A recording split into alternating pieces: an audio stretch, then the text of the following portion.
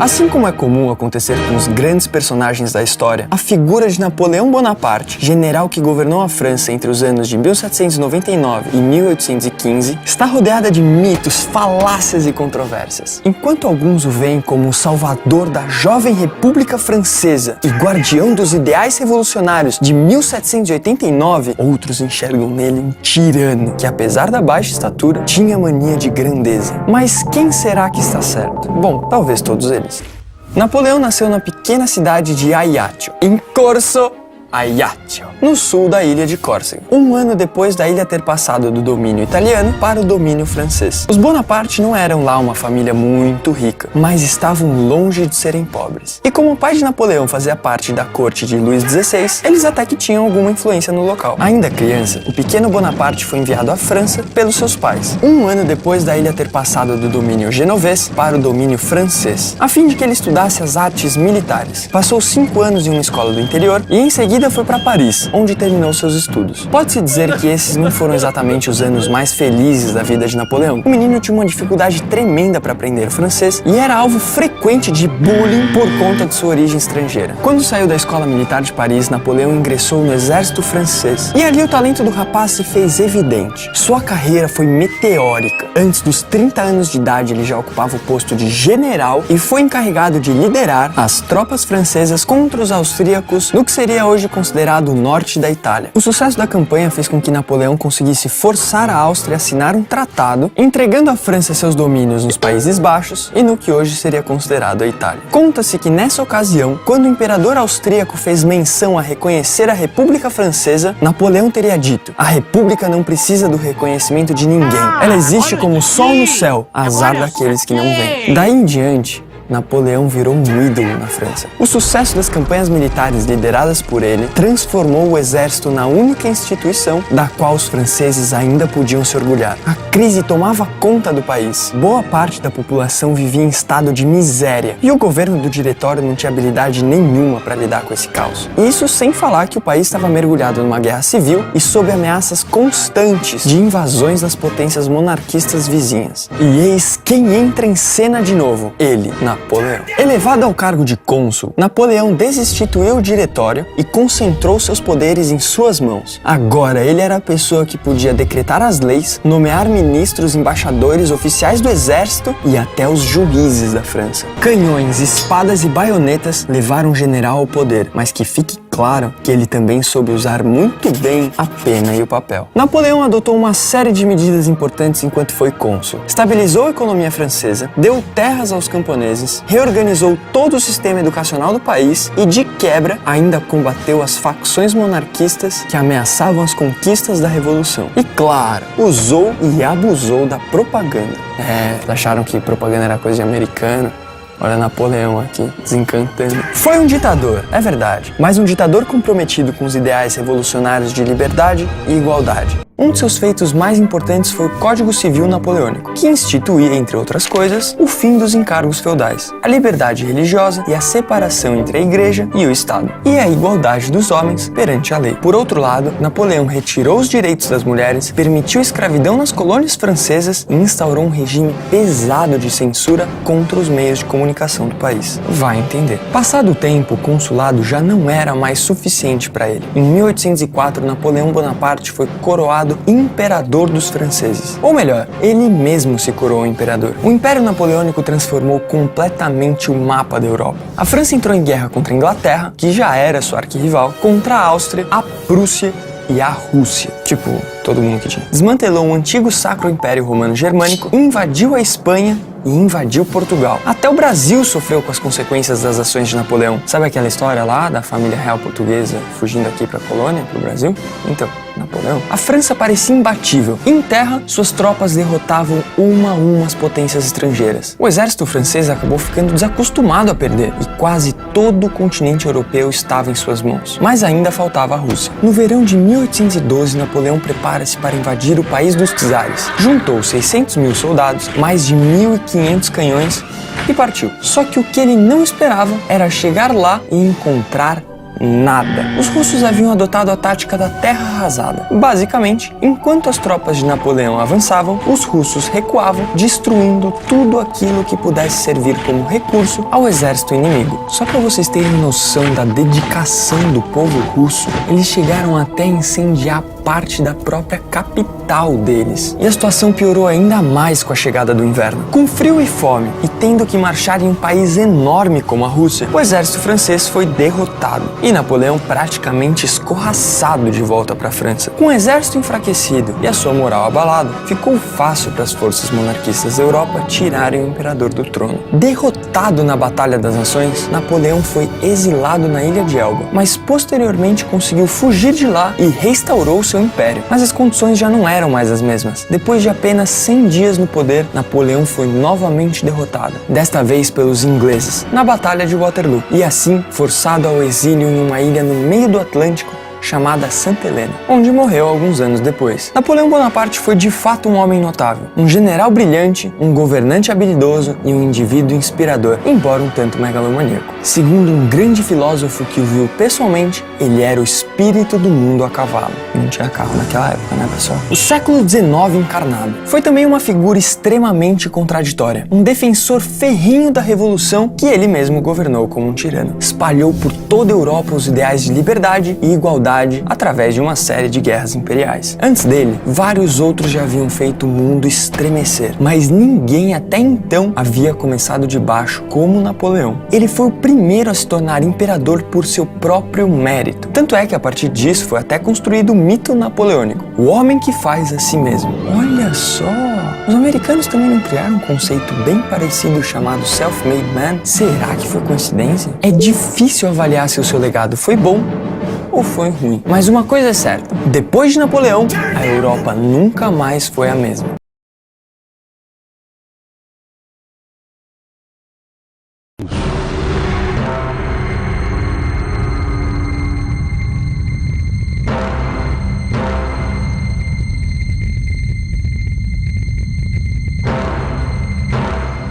E o tirano de hoje é Napoleão.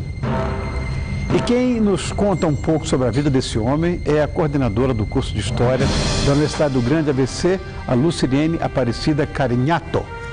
Boa noite, obrigado por ter vindo, querida. Não se levante. Boa noite. Obrigado, viu? Você está na sua casa, vamos falar de coisas que nós amamos os dois, eu sei, é história.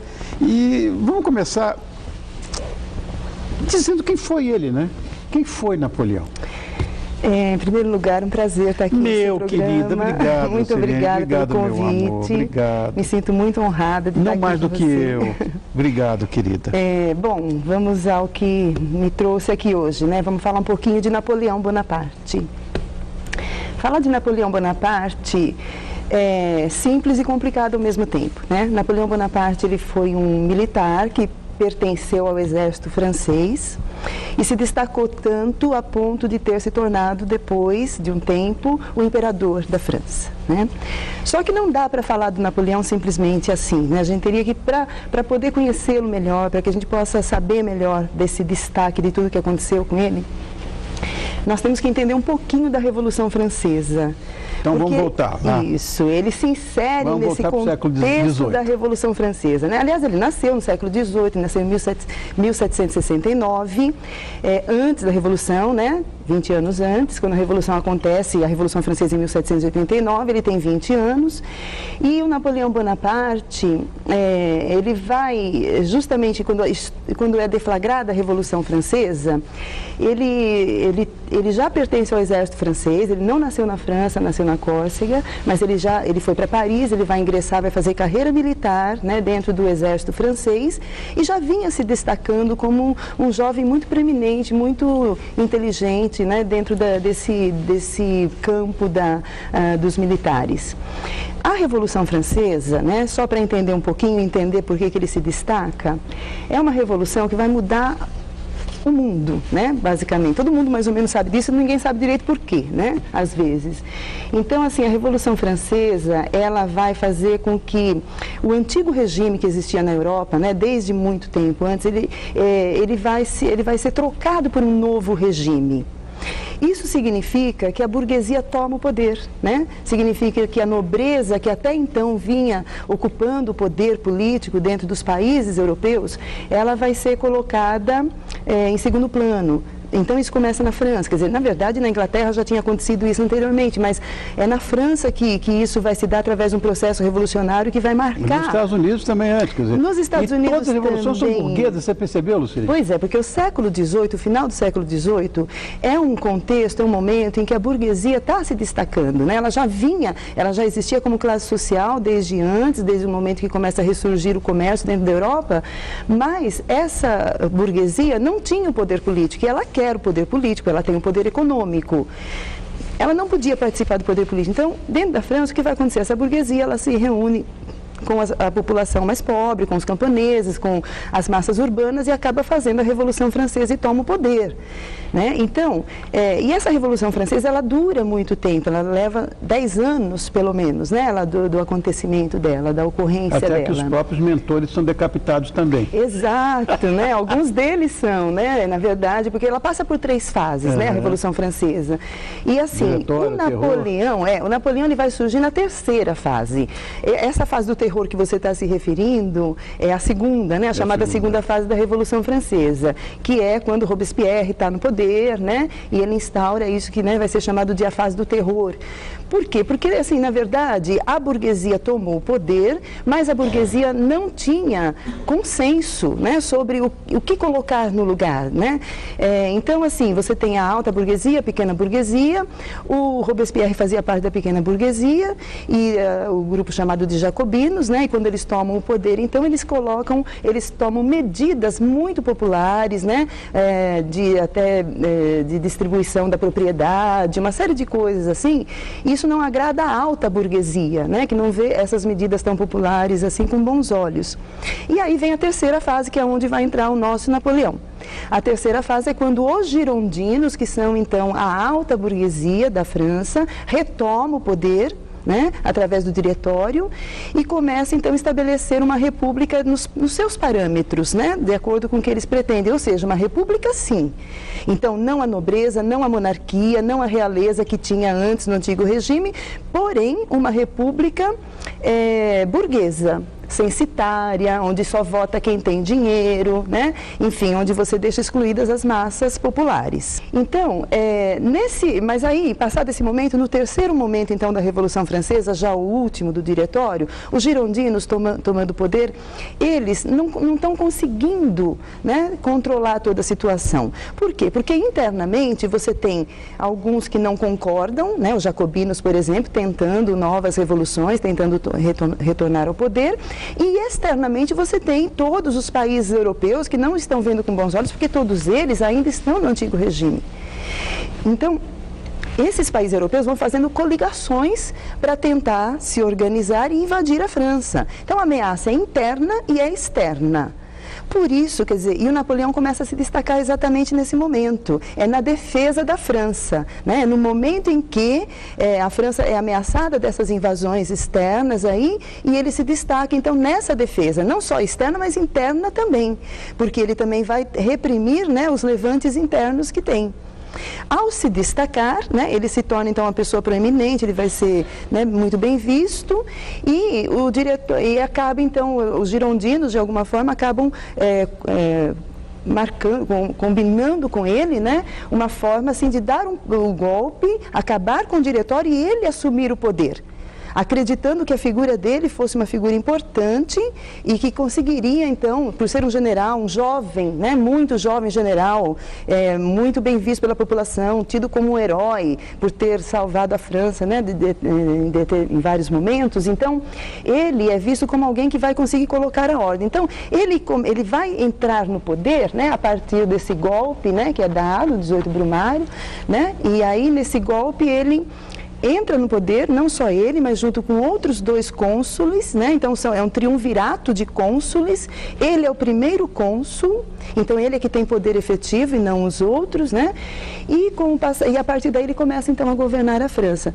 Num primeiro momento como consulado, e um pouquinho mais para frente, quando ele vai sentir que ele tem esse poder, ele vai mudar um pouco a situação e vai instituir. Exatamente. Nós estamos falando da era napoleônica, que assim como a Revolução Francesa também tem 3 fases. Também, isso. Na verdade, institucionalmente tem 2, né? Mas a gente pode considerar uma terceira também, tá? Institucionalmente tem 2, porque seria exatamente esse primeiro momento, né? Que é de 1799 até 1804, que é o chamado consulado. Nesse momento, Napoleão governa, junto com os outros 2 cônsules, né? Mas ele vai, lentamente, nesse período, ele vai aumentando o seu próprio poder. Então, inicialmente, esse cargo não era vitalício e ele vai colocá-lo como vitalício até o final. Então, vai adquirindo poder e vai centralizando. Em 1804, ele resolve modificar a situação e institui um império, né? E aí esse império vai existir até 1814. 1814, ele é destronado. Só que ele volta depois, em 1815. Vai para Elba e volta. Isso, ele é desterrado para Elba, né, para a ilha de Elba, fica lá, foge de lá, retorna depois, consegue reunir vários, né, militares ainda que gostam dele, né, que concordam com o seu governo, e aí reassume o governo e governa por mais 100 dias. Então, essa terceira fase, por isso que eu disse, ela não é institucional, mas ela pode ser considerada uma terceira fase do governo dele. Essa paixão também por ele, por parte dos franceses, até essa retomada do poder depois do exílio na ilha de Elba, é em função também dele ter estabelecido no governo dele a hegemonia da França em relação à Europa. Quer dizer, a França era um país que estava para ser invadido e o processo inverteu, foi para outra mão, para a contramão, né? Exatamente. Então, o que o Napoleão vai fazer? Né? Na verdade, assim, por isso que ele se insere nesse contexto da Revolução Francesa, porque ele vai consolidar a Revolução Francesa. Além de impedir que os outros países invadam a França e retornem à situação anterior do antigo regime, ele vai, mais do que isso, ele vai consolidar as conquistas burguesas e ampliar o poder da França perante a Europa. Ele acaba tendo uma hegemonia, como você disse, né, muito grande dentro da Europa, quase total, né? Principalmente porque ele decreta ali um chamado bloqueio continental, quer dizer, ele consegue, alguns países ele invade, outros ele consegue como aliado, né? Só que vai criando uma situação que, assim, a Inglaterra, principalmente, não gosta dessa situação. A Inglaterra, politicamente até, ela tem, assim, bastante similaridade com a França na questão de que a burguesia já está no poder lá e a França também, mas economicamente são rivais. Então, ela não gosta de ver que a França está crescendo, porque vai se tornando um país... Porque nesse governo do Napoleão, ele consegue estabelecer na França um desenvolvimento econômico muito grande, né? Consegue colocar em marcha a Revolução Industrial dentro da França. Isso representa um perigo para a Inglaterra. O que vai acontecer? Para a Europa toda. Para a Europa toda. E nós devemos, inclusive, a esse homem o fato do Rio de Janeiro ter sido a capital de Portugal. Exato, né? Porque aí o que vai acontecer? O general Junot invade Lisboa, eles vêm todos para cá, Dom João VI, tudo. Exatamente. Então, até, né, a figura de Napoleão para nós brasileiros é bastante conhecida em função dessa ligação estreita com a nossa história. Então, efetivamente, né, o bloqueio continental vai ser isso. O Napoleão decreta que todos os países europeus não façam mais comércio com a Inglaterra e aquele que descumpre, né, tem uma punição. A punição, muitas vezes, é a invasão. Foi o caso de Portugal, né? Portugal é invadido e aí toda a corte portuguesa vem para o Brasil em 1808. Uma coisa que deu até pano para manga, a abertura 1812 de Tchaikovsky, que é a vitória, aspas, na vitória da Rússia em 1812, quanto que ele não perdeu para a Rússia, ele perdeu para o inverno. Né? Quer dizer, quem resolve invadir a Rússia? O general Inverno. O general von Paulus, que era o grande general alemão da Segunda Guerra Mundial, também foi perdido. A batalha de Stalingrado e perdeu para o general Inverno. Então, o frio é que vence essa história, né? Mas a batalha de Waterloo, essa que talvez seja a mais emblemática. emblemática. Pois é, o que acontece é o seguinte, a Batalha de Waterloo, ela vai ser exatamente o fim, né, do Napoleão. Ele já tinha perdido antes, em Leipzig, ele tinha já, né, perdido o poder da França, tinha ido para Elba, mas ele volta. Quando ele volta, o que acontece? Ele quer retomar o poder, ele sabe que não é fácil, né? Existe toda a Europa contra ele. Então ele faz uma tática, né, que é muito interessante, não é à toa, né, que se tornou a figura que é hoje relembrada dessa forma, mas ele faz a seguinte tática: ele rapidamente reúne então um exército, sei lá, de aproximadamente 70 mil homens, 70 e poucos mil homens, né, e ele vai tentar atacar então os inimigos enquanto eles ainda estão separados. Porque eles tinham se juntado todos, né, para poder invadir a França, depois que conseguiram, acharam que estava tudo bem, se separaram. Então ele vai para o caminho da Bélgica, vai tentar lutar. Ele tem duas frentes de batalha, né, na Batalha de Waterloo. Então, os prussianos de um lado, os ingleses do outro. Ele ataca primeiro os prussianos, consegue vencer e dar uma trégua ali, então ele consegue conter esse avanço e aí avança para os ingleses, né. A batalha contra os ingleses é que vai ser efetivamente a Batalha de Waterloo, né? E ele quase ganha, né? Diga-se de passagem. Foi uma coisa assim um pouco, foi demorado, foi uma derrota no final das contas, no dia 18, né? Mas ele vai conseguir, quase conseguir, né, vencer. Mas não conseguiu. Não consegue, porque os reforços da Prússia vêm também para poder fortalecer os ingleses. E acabam mandando o coitado lá para a ilha de Santa Helena, onde ele apodrece, diz até que ele foi assassinado lá, ele foi com a corte toda para lá, disse que ele foi assassinado lá, não sei. Depois veio Napoleão II, depois veio Napoleão... o Napoleão II é o filho do Napoleão, né? Ele tem o título, mas ele não governa efetivamente, né, na França. Uma coisa curiosa, quer ver o seguinte, a nossa produção fez uma pesquisa e diz aqui que depois de Jesus, Napoleão é a segunda figura humana mais estudada. Como é que a gente pode encaixar esse cara como um tirano? Então, é que, na verdade, assim, acho que ser um tirano ou não, né, é alguma coisa que é um pouco relativo, né, a meu ver. Todas as figuras históricas importantes, né, que se tornam mitos, se tornam heróis, se tornam tiranos, se tornam algo assim, elas não fazem isso sozinhas, né? Elas cristalizam num determinado momento toda uma circunstância histórica, né, daquele momento.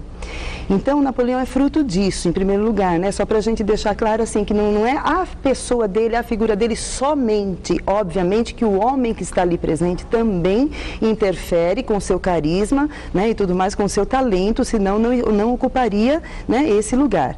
No entanto, as circunstâncias históricas também fazem o tirano, né?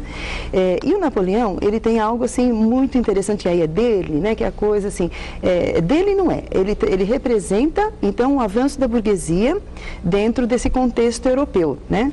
Para você ter uma ideia, né, não sei se você já sabia disso, mas quando ele institui novamente o império dentro da França, era comum dentro da Europa que o Papa fizesse a coroação de todos os reis, todos os imperadores. Mas ele mesmo se coroou. Ele retira a coroa, né, da mão do Papa e coloca na sua própria cabeça e na da Josefina. Por que ele faz isso, né? Eu acho que tem duas coisas aí muito importantes, muito simbólicas. Primeiro, ele está, vamos dizer assim, ele está de acordo com os princípios burgueses, né? Os princípios do iluminismo, os princípios da razão, que vão dizer o seguinte, que no novo regime não pode ser, o poder não é divino, o poder não é do rei, não é eterno, né? Mas o poder, ele tem que emanar do povo, né? De certa forma. Então, é tirar do papel do Papa e da Igreja esse poder. Mas tem um outro também, que é um ponto dele, que é a questão da própria ambição, né? A ambição, o desejo de centralizar o poder nas suas próprias mãos. Então, acho que essas coisas tornam Napoleão uma figura muito sui generis, né? Fora, evidentemente, o talento, né, militar que ele demonstrou. Ele foi general com 25 anos, com 30 anos ele já assumiu o comando da França. Então, sem dúvida, ele foi uma pessoa assim muito inteligente, né, com uma estratégia, um grande estrategista de guerra. Então, por tudo isso, eu acho que ele, né, chama atenção até hoje, inclusive a nossa, né, que estamos aqui hoje falando um pouco dele. Lucilene, muito obrigado, querida. Lucilene Aparecida Carinhato, muito obrigado por estar conosco. Ela é coordenadora do curso de História da Universidade do Grande ABC e esteve conosco nos ensinando um pouquinho mais a respeito desse cara por quem todos nós temos, de certa forma, mesmo que você possa negar, uma admiraçãozinha. Obrigado, querida. Muito obrigado por ter obrigada. vindo.